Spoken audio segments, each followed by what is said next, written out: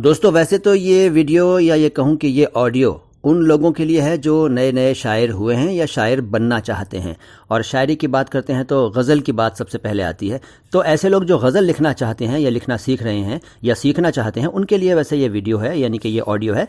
लेकिन अगर आपको भी शायरी में इंटरेस्ट है, अगर आप शेर व शायरी पसंद करते हैं और उसकी टर्मिनोलॉजी को सीखना चाहते हैं या उसके बारे में कुछ जानना चाहते हैं, तो वो सब मैं अगले वीडियो में लाऊंगा। लेकिन उससे पहले ये वीडियो आपके लिए भी है।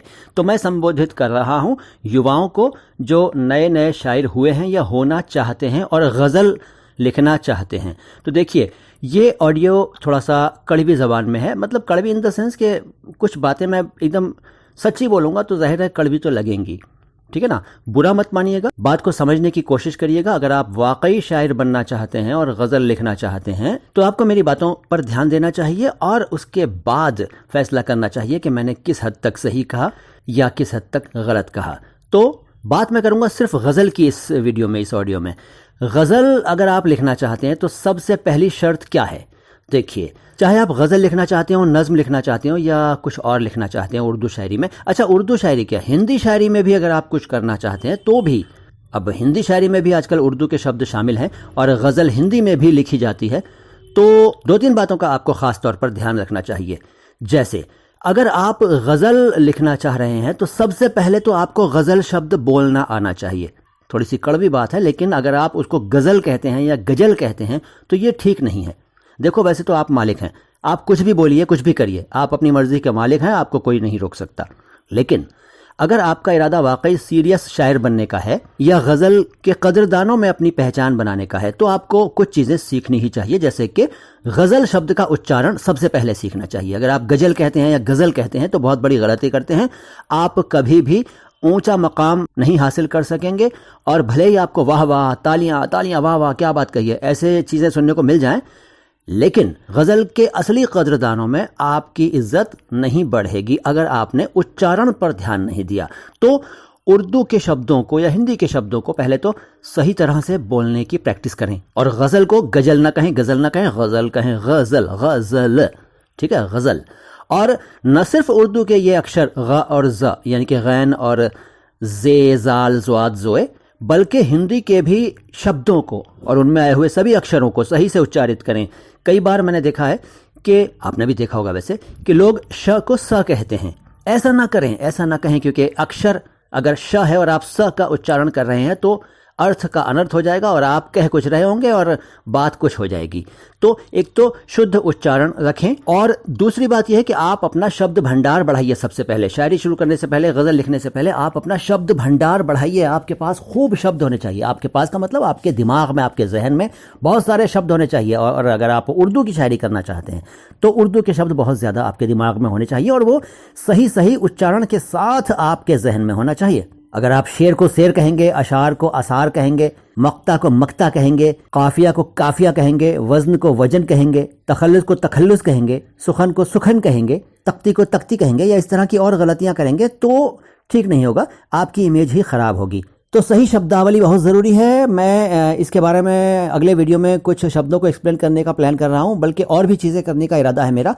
अगर आप लोग चाहेंगे तो, आपकी फरमाइश अगर होगी, आप अगर कमेंट बॉक्स में लिखेंगे तो मैं इस सीरीज़ में कुछ वीडियोस लाऊंगा आपके लिए जिसमें आपकी जानकारी बढ़ाने वाली कई चीज़ें होंगी। तो जैसा कि मैंने कहा, उच्चारण ठीक कीजिए, शब्द भंडार बढ़ाइए अपना, और गज़ल की जो शब्दावली है उस पर ख़ास काम कीजिए। जैसे शेर क्या होता है, शेर किसे कहते हैं, और अशार क्या होता है, मतला क्या है, मक्ता क्या है, बहर क्या होती है, रदीफ़ क्या है, काफिया किस चिड़िया का नाम है, वज़न कैसे नापते हैं, तोलते हैं, बल्कि वज़न कैसे चेक करते हैं, हुस्न मतला क्या होता है, तखल्लुस किसे कहते हैं, मिसरा किसे कहते हैं, दाद क्या होती है, तवज्जो क्या है, ऊला, सानी, सुखन, सुखनवर, मुसलसल, गैर मुसलसल, मुरद्दफ, गैर मुरद्दफ, तख्ती, इस्लाह, मतला सानी, हासिल गज़ल शेर, बैतुल गज़ल, वगैरह वगैरह वगैरह। बहुत सारे शब्द हैं जिनके बारे में आपको शायरी शुरू करने से पहले सीख लेना चाहिए।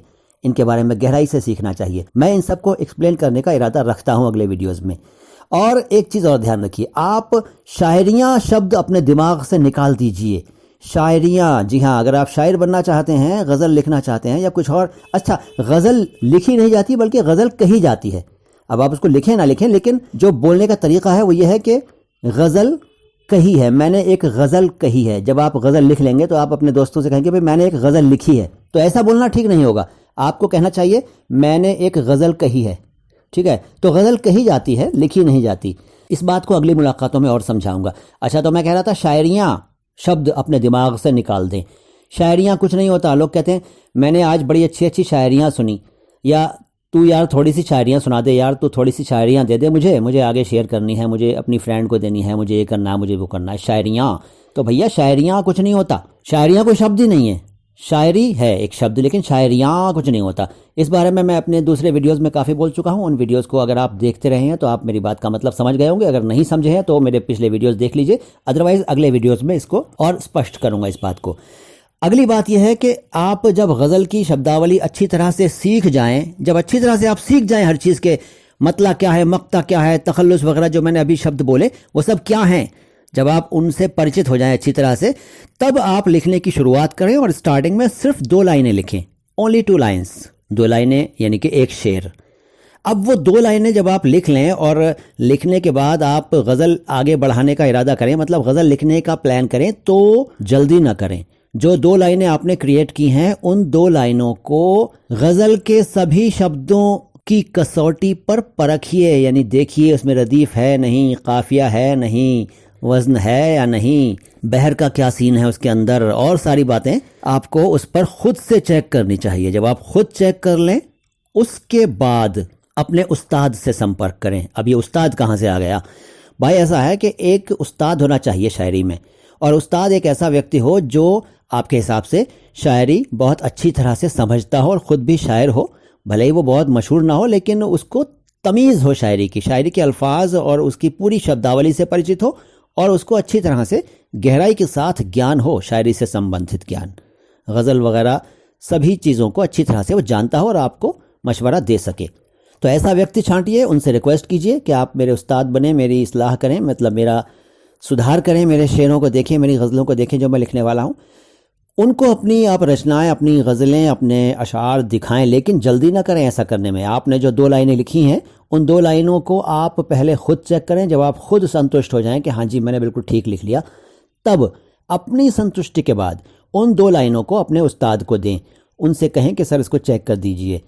जब वो उसको एकदम चेक करके, ओके करके, गलतियां बताकर, एकदम ठोक पीट के, बिल्कुल निखार के आपको दे दें, तब आप उस आधार पर और शेर लिखिए, उसी बहर में, उसी मीटर में और शेर लिखिए, और उसके बाद गज़ल मुकम्मल करिए। जब आप गज़ल मुकम्मल कर लें तो जल्दी मत करिए दोस्तों को सुनाने की, या कहीं छपवाने की कोशिश करने की, या कहीं अपलोड करने की, बल्कि जो गज़ल आपने लिखी है उस पर गहराई से मनन करें, चिंतन करें, उसके बारे में सोचें, उसको खुद चेक करें, हर चीज़ चेक करें, मीटर चेक करें, पूरी गज़ल का बहर चेक करें, और सारी चीज़ें, वो सब चीज़ें जो गज़ल से संबंधित हैं वो सब चेक करें।